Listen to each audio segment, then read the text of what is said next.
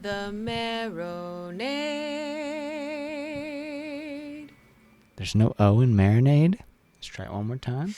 Ready? 1, 2, 3. The Marinade. Marinade. Bone marinade. That's The Marinade. The Marinade. With Jason Earle.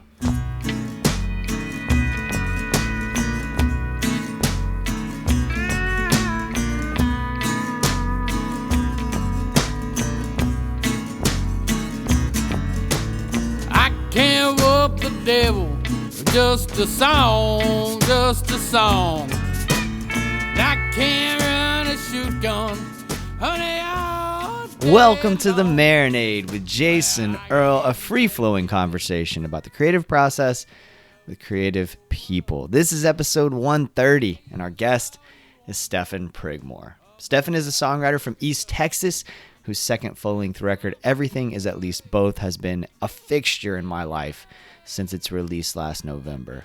Stefan has a unique sound that transports me to specific places in my life, and after sitting down with him, a little of that magic started to make sense.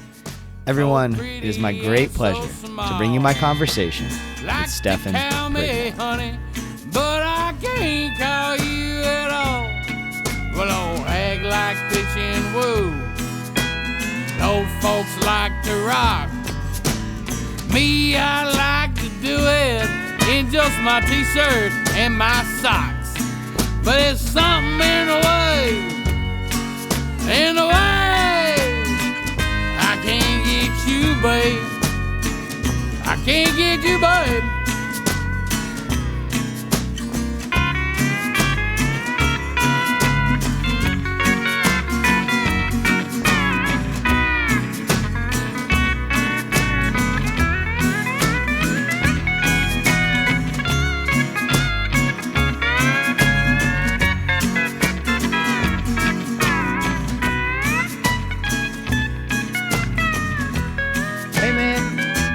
Hey, Jason.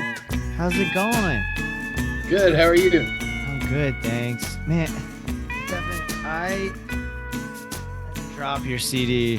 I've had like this really frustrating day, and I, in the back of my mind, was like, just get there. You're gonna get to pick Stefan's brain later.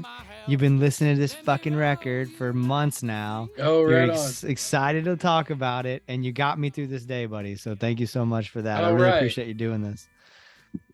Yeah, absolutely. Thanks for having me. Yeah, my pleasure, man. This record, and I've been listening to all your music, but Everything Is At Least Both came out back in November of last year. And for folks listening, go grab it. I want to tell you a quick anecdote about kind of like why this record hits for me so hard. So back in November, right after the record came out, I got to interview Hayes Carl. And I went, cool. Yeah, it was amazing. I went down to Lake Wales, Florida. And Lake Wales is one of these places that's like stuck in time, right? In good ways and not so good ways. And but it has kind of a artistic renaissance that it's going through. Like Allison Russell played there at a festival recently, and Hayes played there last year, and then again, 2 years ago, and then again last year. And they have this whole concert series with having all these amazing artists come through. And so it's kind of that beautiful dichotomy of this place that is stuck in time in good ways and stuck in time in not so good ways, with also this kind of renaissance that's happening. And to get there from Orlando, where I live, you pass through a bunch of fucking nothing, right? And so it was late at night. I interviewed Hayes, got to see his set. I'm driving home and I'm listening to your record. And I'd already listened to it a couple of times and really enjoyed it and was hooked on it. But this time, this moment, driving through that, from that place through these other places, absolutely captivated me. It fit, like this belonged there. Does that make sense? Oh, that's cool, man. Yeah. Yeah, it absolutely does. I had a similar experience. I played at the Old Quarter down in Galveston. Right on. A couple of months back, I guess. And I played there with my friend Gabe Wooten, this Galveston songwriter guy. And while I was there, I thought like, man, this dude is he's like the East Texas version of Tom Waits' narration in Nighthawks at the Diner. If you ever listen to that record. Yeah. Yeah, and so on the way back, I listened to a little bit of that Nighthawks at the Diner. I was like, oh yeah, that's Gabe. And then I put on Gabe's Live at the Old Quarter record where he does some of that banter back and forth with the crowd. And it was the same kind of thing. So I know exactly what you're talking about.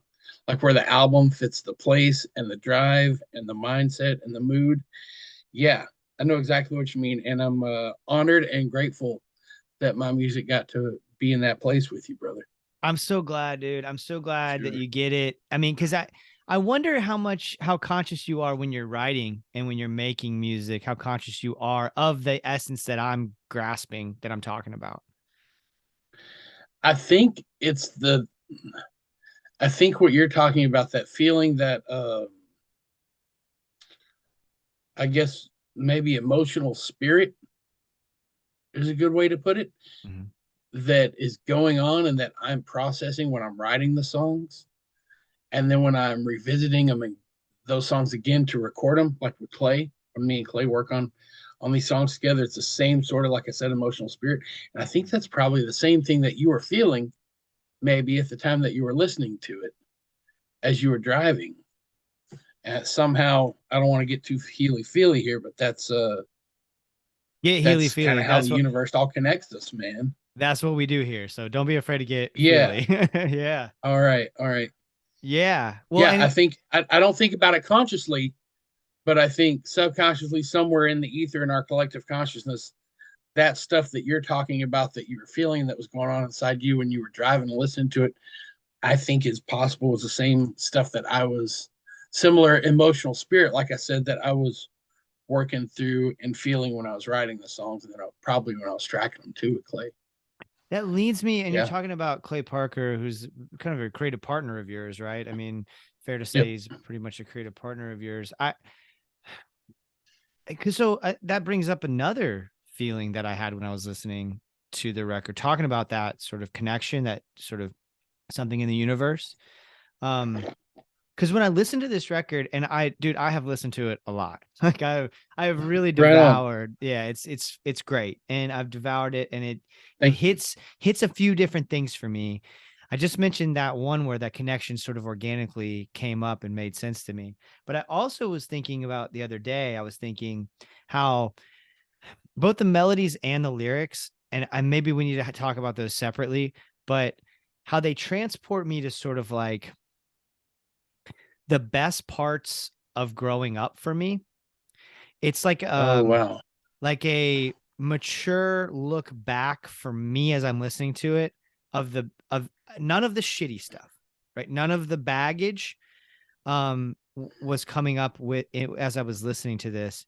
And I wonder if it's sort of and I don't use this lightly, man, your Prine-esque ability to take these kind of like simple, almost mundane moments in life and transform them into poetry and something deeper and more beautiful.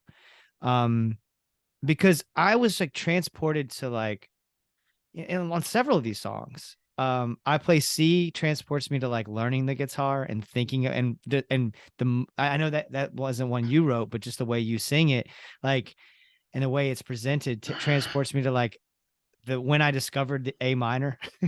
Gunpowder and Pine takes me to just like times that I've spent with my my father as a young man, just like out in the woods or whatever we were doing. Oh man. It didn't matter what we were doing. Tracy takes me to like specific women, man, from like at the time kids, and it just takes me to places in my upbringing Right. that are so simple, but you have a way of capturing them in such a deep and powerful way. Wow. Thanks, man. That's a huge compliment. And like I said, I'm totally honored and flattered that you connected with these songs in such a way. I think that um, a lot of my music over the last 4 years, probably in particular, the stuff I've written is a lot about kind of processing some traumatic stuff that I've been through in my life, you know? And so then I think like what's distilled out of it when it comes to the song is hopefully something that's relatable to more folks. You know what I mean? Because like not everybody has same experiences, but everybody has shared emotions, you know, and shared feelings. And I think that's what like Heather Little, she's a songwriter friend of mine. She wrote some incredible songs and some big hits, but she also wrote the song Razor Wire that I put on the record. And she has this knack. I always say she might be the best songwriter in the country. She writes a lot of pop country songs, but they're unique and powerful because they're not lowest common denominator kind of songs. They're honest and true experiences and feelings that she's felt and experienced. But she's so good at connecting it in a way, connecting to that stuff in a way that's understandable to lots of people and probably humanity at large. I think that's a true gift to take some real difficult stuff like that and turn it into a thing that you can share with others and connect with others on. And then in the process, lean spiritually into that and on that to kind of help you get through some stuff.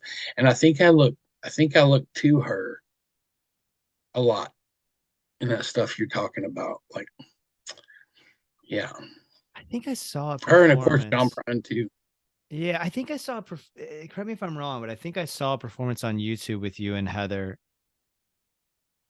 playing together. Mm-hmm. Does that exist? Have you guys there's played like in a round? Oh yeah. We've done a lot of stuff together. There's probably, you might have seen the one that we did in Tyler. I think that is what it's called. It's pretty long, like a full like long. Hour and a half long. Yeah. Yep. That's what I saw. Yeah. The interplay between y'all, there was a clear mutual respect. Like that jumped off right on. Like a very clear mutual respect. Because what you just described from her, that's what you're obviously doing. When you listen to this record, it comes so clearly that that's what you are doing. Where do you think that comes from for you? Right. So like, let's break that down a little bit. What you just described from Heather is what I experience when I'm listening to your music as well. Where do you think that comes from? Where does your ability to do that come from? I think part of it comes from what I was shown when I was younger was good music. What was presented as good music. My father was a musician, and there was always music playing around the house from like Leon Russell or the band and Joe Cocker, as well as like Ray Price, Willie Nelson, Bob Dylan, like, and a lot of blues stuff too from like Freddie King, Buddy Guy, John Lee Hooker. Wow, what an education. Yeah, man. It's weird too, because like the country stuff, like my dad always played in country bands, and I cut my teeth playing in country bands with dad. And then like I got way away from it. It wasn't until like my 30s when I realized what an impact that stuff had on me and what a part of me musically it was, like Western swing and like the country politan thing, and to like even like 80s country, like Steve Warner, like, or like if I listen to the song like Some Fools Never Learn, like it takes me back to being like 7 years old with mom watching dad play in some restaurant / dance hall honky tonk when like urban cowboy was the thing, and everybody was dressing up and going to do that. I remember watching my dad hit those cymbal parts at the beginning of the little guitar intro for Some Fools Never Learn, And so, and I think that all that music is stuff that's emotionally honest. And maybe because that's what was presented to me so much when I was younger, now as an adult, I think about being emotionally honest in my songwriting too, like not pulling any punches, and just trying to express what I'm feeling in the most kind of vulnerable and true way I can, in respect to what the subject matter is, or what I'm going through, or what I've dealt with. Man, is there a couple of times when melody really stands out to me with a guest, I try to distill it because I feel like it's some sort of esoteric concept that's impossible to distill. But I still am chasing it because especially me as someone who writes songs as a hobby, words always come to me. Melody is difficult sometimes, especially me figuring out how to create it since I'm kind of a rudimentary guitar player and I struggle with recreating what's in my head. The melodies on here, as much as the lyrics, take me to the place I mentioned earlier. This place of sort of discovery early on in life, but from a mature standpoint, from like almost a looking back. Again, that's how I sort of process this record in so many ways, so many of these songs. Do you have any sense of, like, for you, where the melodies come from? Is it something that you're working on? Is it something that's just sort of there and you're putting it down? Well, I don't know. Like, there's times where I'll have a song idea. I'll have, some lyrics, and I'll have a musical feel that kind of sorts it. And so then I'll find a key that works, that feels comfortable. And then based on the musical feel, I'll come up with a little chord progression and then try to build a melody out of that. But I think what happens more often is I'll have some chord and melody thing bouncing around in my head, and that happens to intersect and line up with something I've been writing about or journaling about, and then it's kind of like a subconscious intersection of those things that happens, and then a song comes together. And what I think that comes from is all that music being around when I was a kid and learning a lot of other people's music. Like, I think because I've cut my teeth on country songs and Bob Dylan and Peter, Paul, and Mary, that kind of grew in me what I think in somewhere buried in my like teenage mind is an idea back there of what a melody is supposed to be like. And I wouldn't be able to tell you exactly what that is. It just feels like something I do now, because you learn a bunch of other people's music and then it teaches you how to kind of create your own. Oh, that's great. Does that make sense? It makes a I ton think of it's sense. something like that.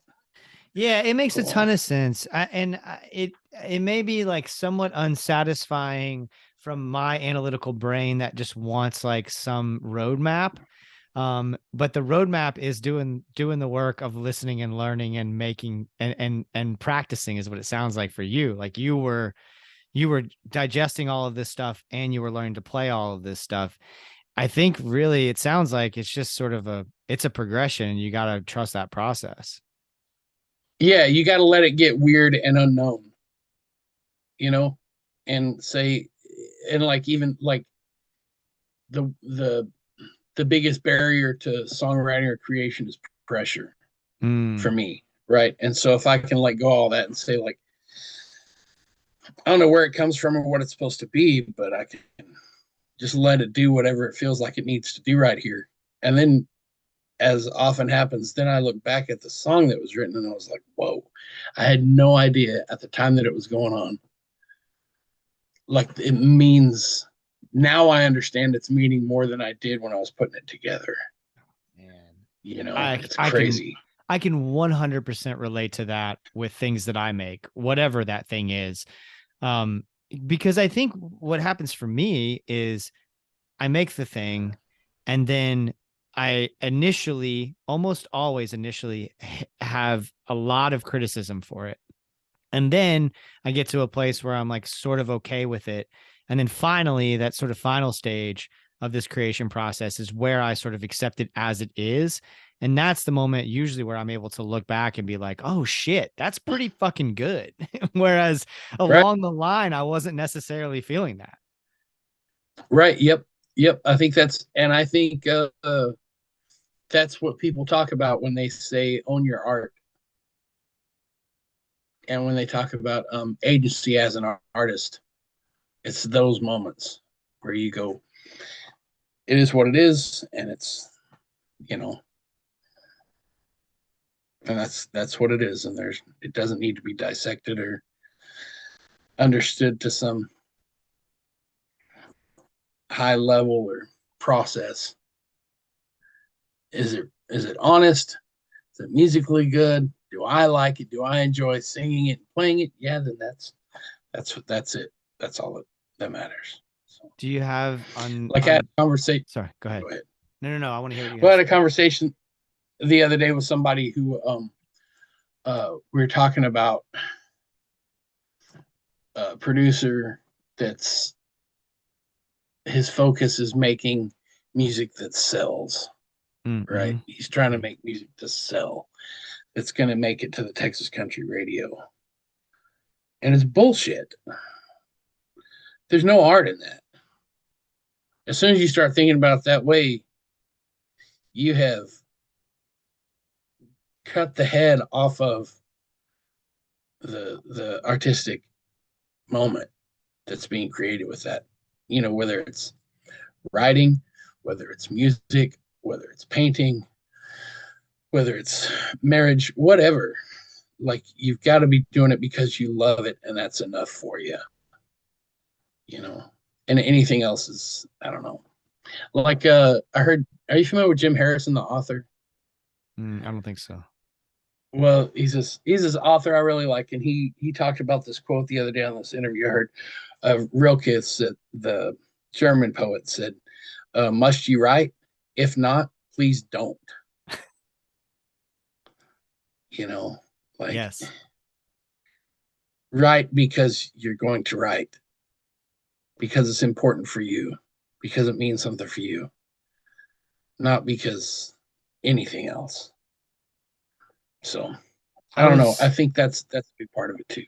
Man, today, I'm a high school English teacher, and today, and today with my kids, we had this thing that's like a county mandated mental health lesson, which is great. Awesome. Yeah. And today was that day. It's unfortunately not as often as I'd like it, but whatever. We were talking about anxiety, and I live with generalized anxiety. So I was really excited to be able to just share with the kids personally about my experiences so they could, relate to, hey, this is real. I go through it. Here's how I deal with it. And one of the things that it asked you to do was to identify your needs and your wants. And on the needs column, I was sort of, as a teacher would do, I'm modeling what I would write for my needs. And the very first thing that came to mind was the need to create. That every day, if I am maintaining my mental health the way that I need to, if I'm being good enough to myself, I need to make something every day. That has to be a part of the equation. It's essential. It's not like a luxury. It is, and I don't mean that it's a chore at all. I just mean that for me to be the healthiest version of myself, I have to make something every day. Heck yeah, man. I love that. I think a lot of people that probably you talk to on your podcast are that way too. I think a lot of the time those of us that need to, we don't realize it, that we need to do it every day. I've been journaling every morning for about 3 years, I guess. And I was at Red River Songwriter Festival in February, me and my wife, some other friends, some other songwriters. And when I came home from that, my journaling in the morning wasn't what it had been for months before that, which is, this is how I feel, this is what's going on. Like, I was writing, I was creating, there were lines, there were ideas, there were poems and things just pouring out of me. And I think I had that same realization that you're talking about you had this morning. I was like, whoa, like, this is what I need to do every day. Like, it's not that I need to, like I said, pressure is the creativity killer. It's not that I need to sit down and hash out a song every day, but I need to create. That's exactly what you're talking about. Yeah. Yeah, and I think That's that awesome. You realize that. it's super helpful. It's super helpful, right? Like the idea that once you know those things, then you can, and honestly, that realization is something that came through therapy years ago. It wasn't necessarily a revelation today. I was just sharing it today. But those, like, when it hit me, because it hit me at a time when I was having panic attacks, didn't realize they were panic attacks, really going through some shit. And the therapist that I at the time was working with, she was like, "What did you make today? What do you create? What do you create every day?" And Mm, I was like, and this is years ago. I was in law school. I was like, law school outlines. She's like, no, no, no. What do you make? Like, what are you creating? And I was like, shit, nothing. I mean, at the time, and I had plenty of outlets. I was writing songs back then. I was writing fiction and nonfiction. I was writing about shows that I'd gone to, and that was back in the blogging days. I was blogging about restaurants and shit. I was that guy. And so there were outlets I had. I just wasn't doing it, and because I didn't mm, process it as a thing I needed. It was like right. creativity was a luxury in my mind at that time. And it's not necessarily, it is a necessity for me. Right on. Heck yeah, man. Right. That's powerful stuff. That's the kind of thing that can change your whole life. Yeah, Realizing something like that. It did, didn't it? it did. Absolutely did. This show wouldn't have Yeah. existed without that realization. There's no way, and I haven't recorded an album, but I got an album's worth of my own songs that I want to record at some point. That wouldn't exist without that moment. I could go on and on, I wrote Right a on. novel. I have, I haven't finished it and I haven't published it, but again, it doesn't matter. Even if I never publish it, I needed it. I needed to get it out. Right. Right. You needed to create and make the thing. And the value of something isn't determined by whether or not people buy it, publish it, anything like that. When it comes to creative things, was it good for you? Is it right? Does it feel like you? Then that's it, man. That's all that matters. I think that's all that you need to focus on when you're creating. I think everything else gets pretty distracting and can shut that creativity down. Man, that's amazing. I've been in therapy myself, and I tell you, it turns people into superhumans. Yeah, it does. The stuff that I'm capable of now, like, not that I'm superhuman, but the things that I'm capable of now and the things that I'm involved with these days, it kind of blows my mind a little bit. And I don't think most of that would have been possible without therapy. Dude, I'm so glad to hear you say that. And I'm so glad you're sharing it right now. We talk about therapy a fair amount. And I will always encourage people to continue to talk about it, because I think Heck yeah. everybody could benefit from it. And I think there are so many folks who are hesitant for whatever reasons. To hear you say that, I 100% agree with you. Like Right on. it's like taking the training wheels off to some extent. It's like in every aspect of your life, it helps you to be more autonomous, helps you to be a freer person overall. I'm so glad that you found that.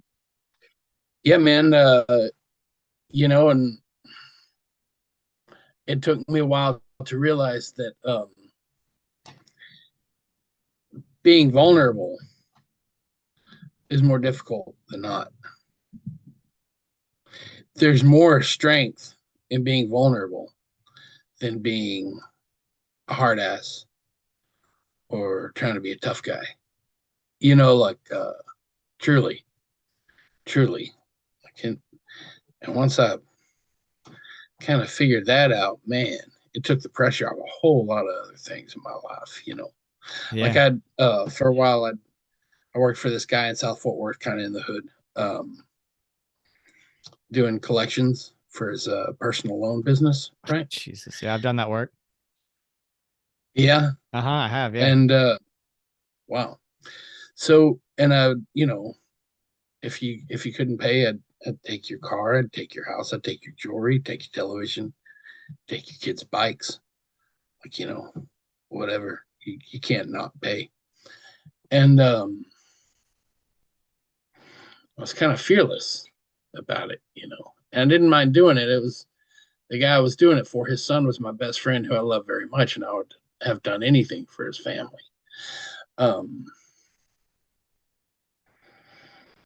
But that was way easier than being vulnerable. Hmm. As difficult as that was, it was way easier than being vulnerable and honest with myself and with another person. You know, I have largely my wife to thank. She had the therapeutic experience that was able to tell me about it, encourage me to go do it, and she supports me in it. And man, she supports me in everything I do, and I'm so blessed by her every day. I wouldn't be able to do this without her. 100%. I mean, I hope I would, but yeah, she's one in a million. She encourages me, supports me, believes in what I do. It's incredible, dude. It's incredible. And Yeah. all over what you do, that comes up. I mean, you thank her very clearly on your record. It's awesome to hear that you sing about her. You know, I don't know if you directly are singing about her, but you certainly seem to be. That's awesome, dude. What a gift. And like, yeah, for sure. What a gift. All right. We have Scott. This 30 minutes just flew by. This is awesome. I'm interested in another aspect of your creative process, and that is I've been listening to Love and Other Mysteries by Tipson Obermiller. Oh yeah, you co-produced, and isn't that awesome? It's great. And what's so interesting to me about it is that I had spent so much time with your record, and then recently I've been listening to this record, and I love that.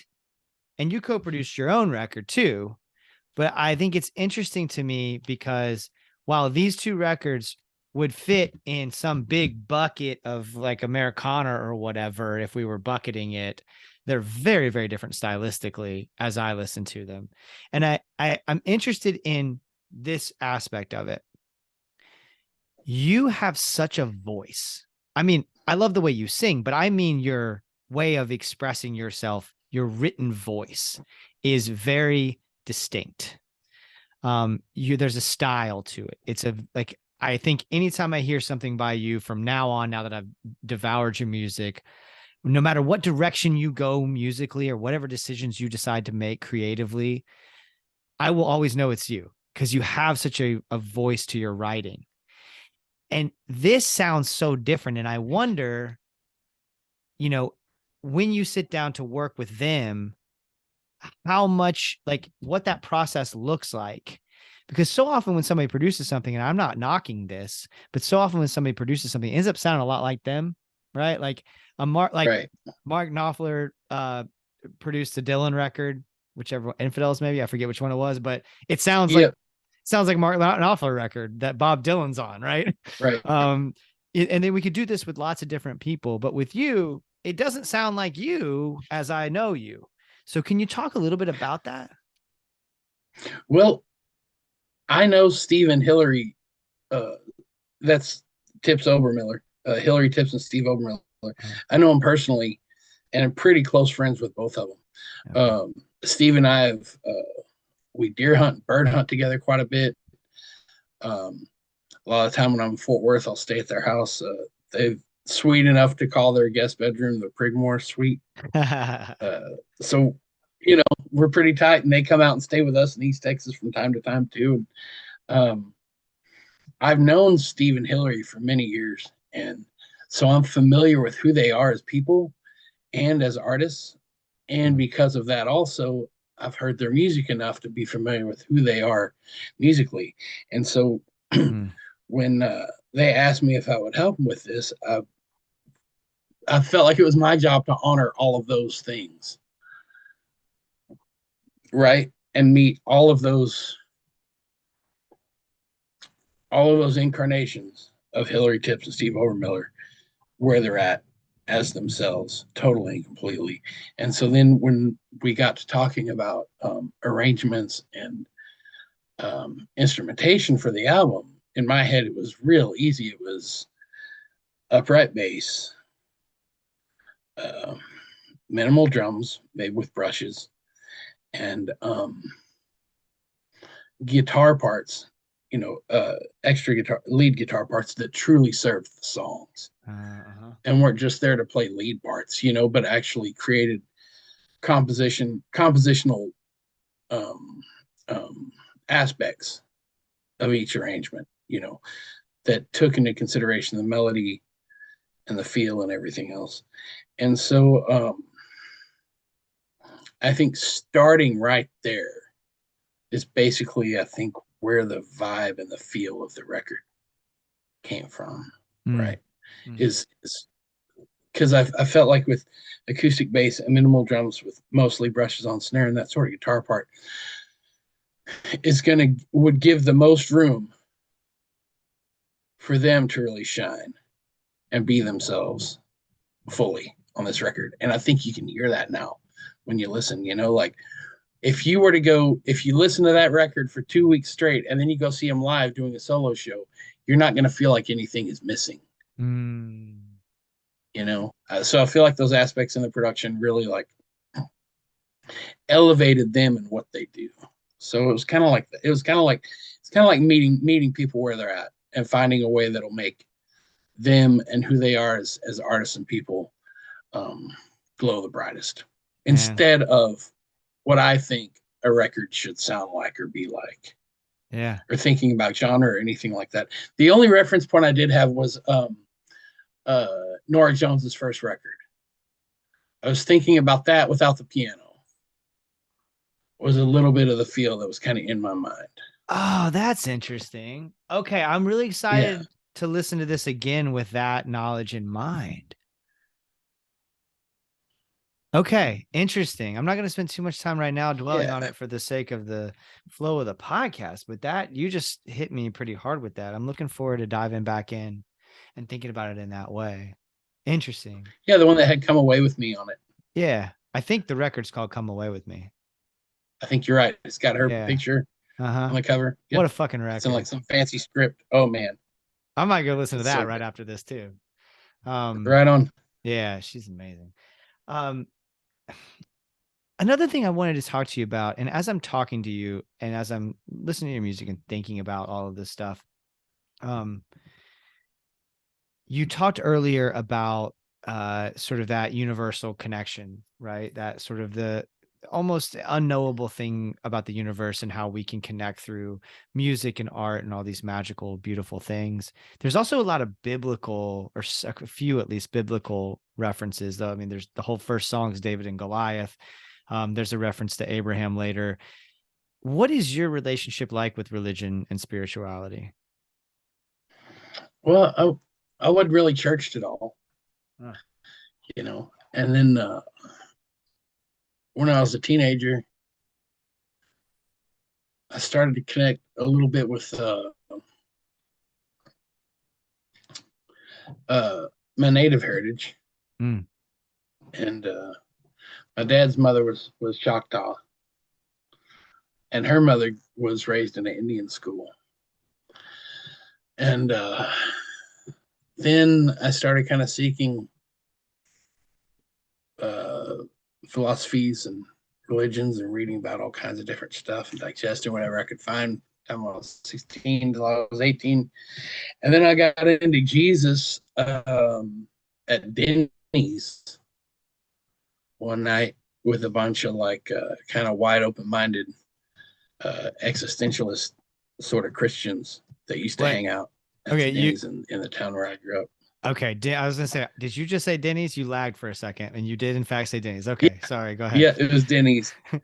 And then after that, I went hitchhiking around the country for a few years, and I went to these things called rainbow gatherings. Hell yeah! Familiar. Fuck yeah, we have them in the forest, in Ocala National Forest. In Ocala. Yeah, that's where I grew up. Ocala National Forest, y'all have a big one every fall. Yeah, oh, right on. Yeah, you're familiar. Yeah, hell yeah. So I used to go and hang out and help at Jesus camp. Okay. And so I was never really churched, and I don't really have a home church, and so I do consider myself a Christian, maybe more of a Christian animist, but I definitely don't think of myself as an evangelical. Thank you. So a lot of times it's a lot easier to not than to say what you are. I know that's probably horse shit, but no, that's helpful. That's super helpful because it is so, what I do as a former evangelical who finds it repugnant, I project all Christianity as evangelical, and that's not right or fair. And so it's helpful for me to have these conversations, to hear you say, make that exclusion intentionally, because my own trauma immediately processes Christianity as bad, as hurtful, as right. racist, and that's not fair. And so it's good for me to hear you say that, to like differentiate, because even though I intellectually can make the distinction, the trauma that I have from growing up in the Baptist church will continue to yell in the back of my head, you know? Oh yeah. Yep. I totally understand. My dad had some of that same stuff when he was a kid. This, if you have some more time, our Zoom's about to run out, but I would Yeah. really like to spend like a few more minutes with you if you have it. Yeah. If you, Yeah, okay, I'm down. cool. So why don't we end this one and then we'll do another one? Yeah, we'll just click the same link and it'll bring us right back Okay. here. Yep. Awesome. Okay. Cool, man. Cool. We'll do. All right. Thank There you. we go. Awesome. You threw me a curveball with the rainbow gathering stuff, and I have to ask you about it, because that is such a part of the culture of Ocala where I grew up. And Oh yeah, Ocala's like the biggest regional gathering happens there at Ocala National Forest. it's huge. And the attitude that people have about it in Ocala is very like, look down their nose, judgmental, like those dirty rainbow people kind of an attitude. Can you talk about your experience? Like, how'd you end up with those folks? What was it like? Can you just speak to that a little bit? Cause I'm fascinated with it. Yeah. So after I got out of high school, me and a friend of mine, me and her decided to go hitchhike around for a while. And so we were in San Francisco, hanging out in Haight-Ashbury. And there were a bunch of what they call gutter punks, like homeless people, teenagers, 20 somethings, hanging out, and everybody was talking about the rainbow gathering and whether or not they were going to the national gathering, where it was, and yada yada. And I was like, what the hell is that? Heard about it, and that year it was going to be in Pennsylvania in Allegheny National Forest, and I was like a month at camping out in Allegheny National Forest, like, fuck yeah, there, because we were talking about religion and spirituality earlier, and I think in a lot of the ways I see God's face in nature, and I feel like the outdoors is sort of like my church a little bit. And so it sounded great. So I went up there to Allegheny National Forest with another friend of mine and went to that gathering in '99. I think is when that one was. And had an awesome time. And then went to some regional gatherings like in Illinois and at Carbondale National Forest and a few others. And then went to the Montana National in 2000. And then after that, me and a friend were actually on our way to Ocala. We were going to go to the Ocala regional gathering after that Montana National. And we had camped out one night and got rained on. And we pulled all our gear out to the underpass by the National Forest where we were camping. And my buddy started passing a kidney stone there on the side of the road.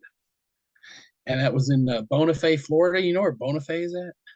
Oh man, I'm really good on my Florida geography, but I don't know that place. It's like northwest, I guess. Up in the Panhandle? Mm-hmm. Oh, okay. Yeah, I don't know that part as well. That's like it might as well be in another country.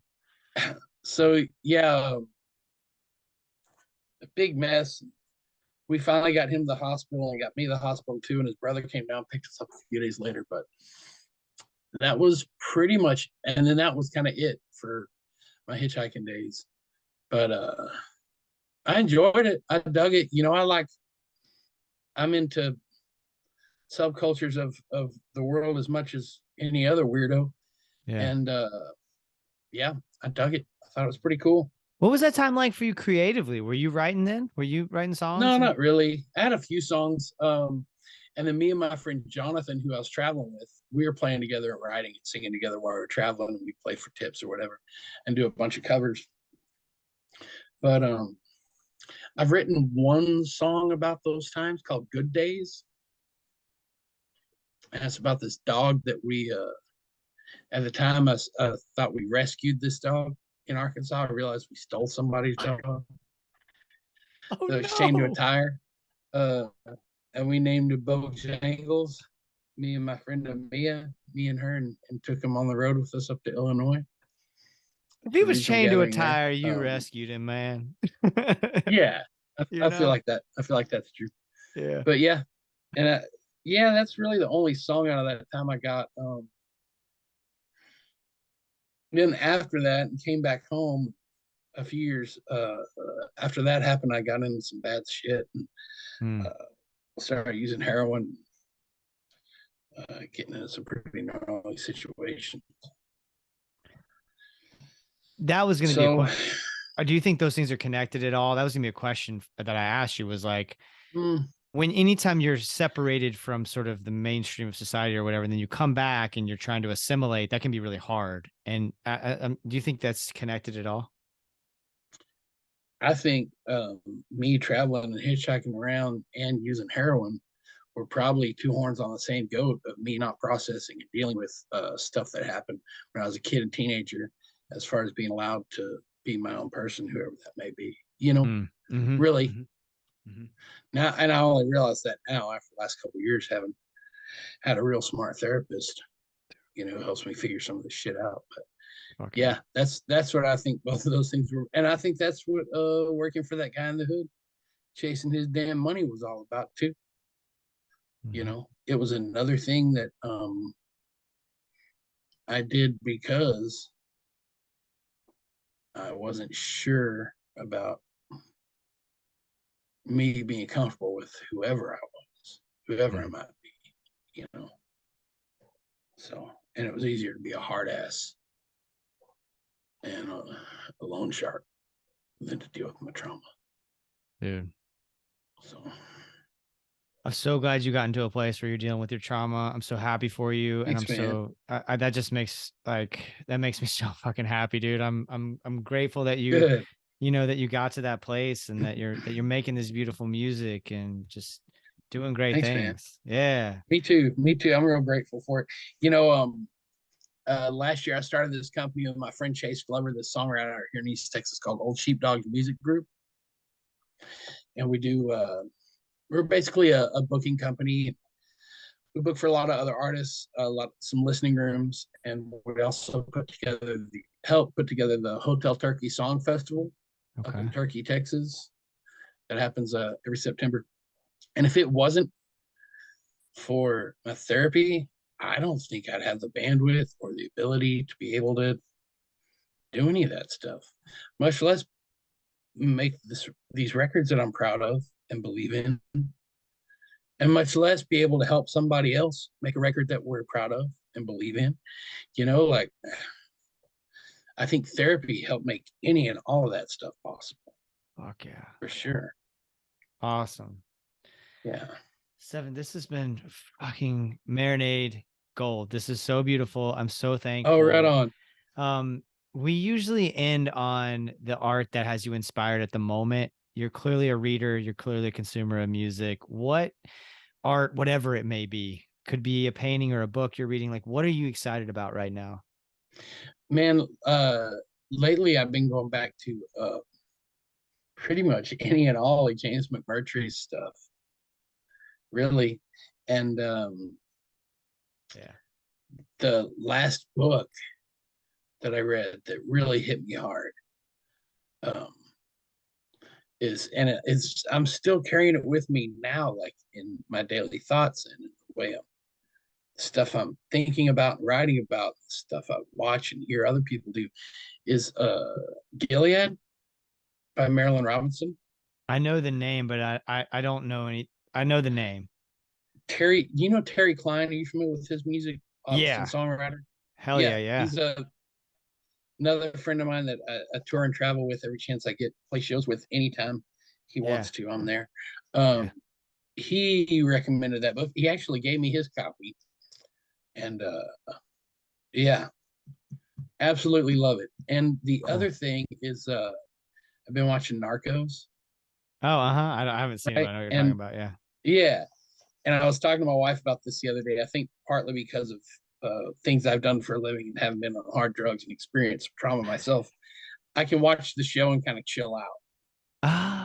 You know what I mean? Like it gives my wife anxiety and makes her nervous. And it's traumatizing and horrible and violent. But I'm like, oh, this is interesting and cool. But one thing they talk about in the show in the new season that they're narrating is mystical realism. I don't know if you ever read Gabriel Garcia Marquez, like 100 Years of Solitude or Love in the Time of Cholera. I'm familiar, but no. Or there's another guy who wrote The Milagro Beanfield War. Same kind of mystical realism. And it's where kind of like where the mystically absurd intersects with reality. And that sounds like my shit right there. Oh man, you should read 100 Years of Solitude. Okay. You should absolutely read that. All and right. So I've been thinking about his writing and the way that happens in life all the time. I had a friend, one of my favorite people I've ever known in my life, Rodney Moore, passed away not this past October, but the October before. And since he's passed, I see him and I hear him and I talk to him everywhere. Like he just shows up. Like I'll be on the phone with Chase talking about like the love of music and doing something just for the love of it. And then all of a sudden, like Rodney's favorite song of all time will come on Spotify. That's like, whoa. It's just so, yeah. I've been thinking a lot about mystical realism, I guess, lately. I find that that anecdote I find incredibly comforting. Like existence and death are a constant specter for me. It's where my anxiety comes from. What you just said about your friend Rodney gives me so much hope, and comfort. Like that gives me a feeling of that it isn't all sort of we're just here and then we die and it doesn't matter. It gives me a sense of like that feels like there's a purpose to it all. That is that's comforting to me, what you just said. Right on. Well, Rodney and I, here's what's mind blowing about it. So Rodney and I used to talk all the time about whether or not time is real. Right. And if something happened once, that it's happening still. And we know that matter doesn't ever go anywhere. It changes. It doesn't leave or go, and the same possibly for the human spirit. And so that means like if we were there before, then we're there still in some way, in some way. And if we can connect with that, we can kind of, we can jump past the parameters that the physical world has set for ourselves a little bit, Yeah. And you're getting reinforcement from about that. Like that's really, I find that really helpful. Like you're seeing it, you're experiencing it. Yeah. I wish I could talk to him about it. It'd blow his mind. If I could go back in time 3 years to one of those conversations and be like, holy shit, man, listen to this stuff I figured out 3 years from now. Yeah. Oh my God. Yeah. Oh, dude, this has been an all-timer. Thank you so much. Your record's beautiful. You're a beautiful human. I'm so grateful that we connected, man. This is I'm glad, and thank you for being patient. I just, again, folks listening, like they know, most of the folks who are listening know that like this last year or so was fucking hard, man. I just was going through thing after thing after thing, and you and I had to reschedule this because of those things. And so for your willingness to do this is greatly appreciated, man. I'm glad we didn't miss out on this. Absolutely, man. And anytime you want to chat or holler or whatever, man, just give me a ring. Awesome. And I'd love to read some of your stuff too, if you'd be willing to share it. Cool. Yeah, I'll share some stuff. Yeah, I mean, most of the stuff that I have like that's published or digestible is nonfiction stuff, but usually it's not really strictly nonfiction. It's usually me talking about art in some way. It's me talking about a show I went to or whatever. And it's not a typical show review. It's usually sort of the experience or a diary of the experience. Oh, cool. And then if I ever publish that novel, I'll send you a copy. Man, I'd love to read it. And check out Jim Harrison. I will. I think you would love his stuff, man. Okay. And I'm going to read 100 Years of Solitude too. So good. Yeah. I got a stack right now. I'm on fire with reading right now, and it's such Right a on. good feeling, you know, when you're on a roll. Heck yeah. Heck Yeah. yeah. Stefan, thank you so much, man. I appreciate you. Have a great night. Absolutely. All right, you too, Jason. Thanks for having me on. All you want to know about a liquor cup, but it's something in the way, I can't get you, babe. Can't get you, babe. Stefan Prigmore, y'all. Thank you so much, Stefan. Thank all of you for listening. StefanPrigmore.net for all things Stefan Prigmore. Y'all, I could have talked to him for another hour or two. Just such a pleasure. The song you're hearing in this episode is Door Girl from Stefan's wonderful record, Everything Is At Least Both, which has been a constant companion of mine since it came out in November of 2022. MarinadePodcast.com for all things The Marinade, including written pieces, photography, our online store, which desperately needs updating, and more. Follow us on Instagram, TikTok, Spoutable, and Twitter. We love interacting over on the socials with y'all. Subscribe and give us a 5-star rating on your podcast app if you haven't already. Continue to tell friends about the show. These are all free ways to support The Marinade, and we're so grateful you do. If you really like what we're doing, please consider, if you can swing it, joining our Patreon community. Just $2 a month, y'all. You can gain access to Patreon-exclusive content, like our show Jason's Journey, where I talk about the moments that shape my creative life. I'm about to record one of those because I had the coolest fucking experience in Tampa this weekend. I got to sit down with Bronson Arroyo, World Series champion, Gold Glover, All-Star, one of my favorite Cincinnati Reds of all time, and I'm an obsessive Cincinnati Reds fan and have been since I was 6 years old. He's also a songwriter, so we got to talk baseball and creativity and the intersections of those things. He occupies like the rarest space in the Venn diagram of my interests. So it was super. He's from Florida. It was just the wildest experience. I was just the whole time trying to be like, be cool, Jason. Don't freak out. You're just sitting down with Bronson Arroyo talking about records and Ken Griffey Jr. and Joey Votto and shit.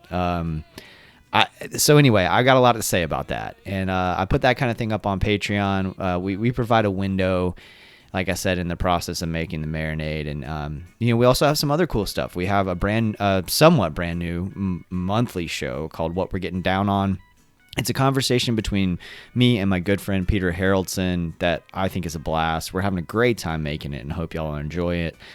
We also have a show called Inner Child. Just posted one a couple of days ago where I ask our guests these like childlike questions such as favorite food, TV show, like silly questions, If you want to support the show financially, but you don't want to commit to that monthly subscription on Patreon, I totally get that. You can Venmo or PayPal us. It's just at The Marinade, and all the money goes right back into making the show.